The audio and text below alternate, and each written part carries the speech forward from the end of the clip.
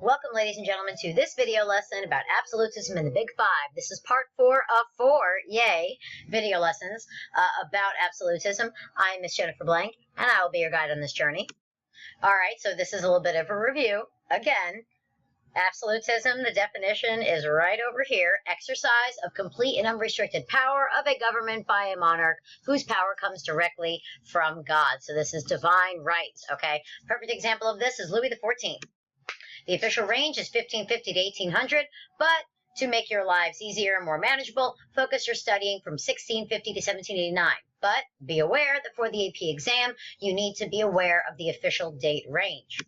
All right, who are the Big Five? These guys are the Big Five. All right, we have England, we have France, we have Austria, we have Prussia, and we have Russia. Russia is going to be our topic of discussion today. All right, Russia. Remember, whenever you think Russia, think warm water ports. This will make more sense as we continue in our content. All right, so the princes of Moscow. You have Ivan III, also known as Ivan the Great. You have Ivan IV. This is Ivan the Terrible. All right, and we have Michael Romanov and Peter the Great. Peter the Great is going to be a very, very big deal, okay? So Ivan III ruled from 1462 to 1505. He was followed by Ivan the Terrible, who ruled 1533 to 1584. Now, you'll see some gaps in these. That's because I'm pulling out the big important ones, all right? We don't need to memorize everyone. We just need to know the big guns, okay? Now, Ivan IV is important because he was the first to assume the title of Tsar, okay? First to assume the title of Tsar.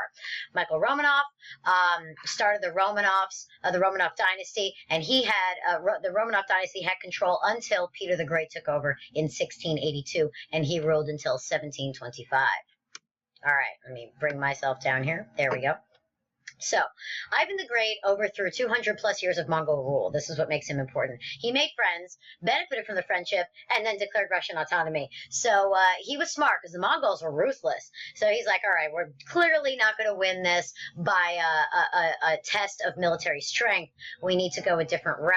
So he did, and he ended up becoming the victor. He forced the Slavic territories to pay tribute to him. He adopted Mongolian infrastructure, which was a good move, and he obtained the loyalty of the boyars. Okay, these were the highest-ranking nobles within that society, so obtaining their loyalty was pretty important in consolidating his power. All right, I'm going to move myself up here again a little bit. All right, so Ivan the Terrible destroyed all remnants of Mongol power. Like, he just obliterated it completely. He destroyed all those who opposed him. He executed the boyars, seized their land, and replaced them with his own level of nobility. All right, he replaced them with his people. The landlords required a good deal more of the peasants. Some peasants rebelled and formed these warrior bands called the Cossacks, but largely these people were unsuccessful. Ivan the Terrible was given this name for a very particular reason. He was ruthless and he was brutal. And he also pretty much defines absolutism. So there you go. All right.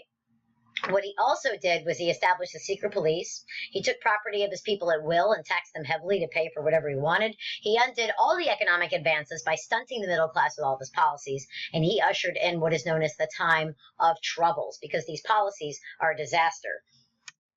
Now, Michael Romanovs and all the other Romanovs, this is important. So he was brought to power by a band of nobles who crushed the Cossacks. Okay, he reconstituted central authority, and in 1649, he passed a law that made all peasants serfs. Effectively, they're all servants. So all these guys were not good for the peasants, but most of these rulers aren't. He increased the lands of Russia in ushering in a massive expansion of Russian territory.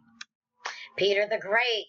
Now, this is the westernization of Russia that is so important, okay, that we talked about in a previous video lesson. It forced the Russian nobility to adopt Western customs, made them adopt Western clothing, hairstyles, and Western-style banquets parties. He built a new Russian capital that was modeled after Western European culture, and he had this thing called unigenitor.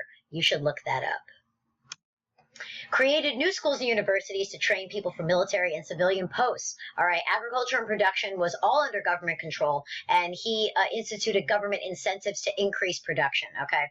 He established a standing army, and he taxed peasants to pay for everything. Nobles didn't pay a cent, all right? So this is how he was able to garner their support. He expanded territory and got access to the Baltic Sea, which had, guess what, warm water ports. That is the end of part 4. I will see you in the next video.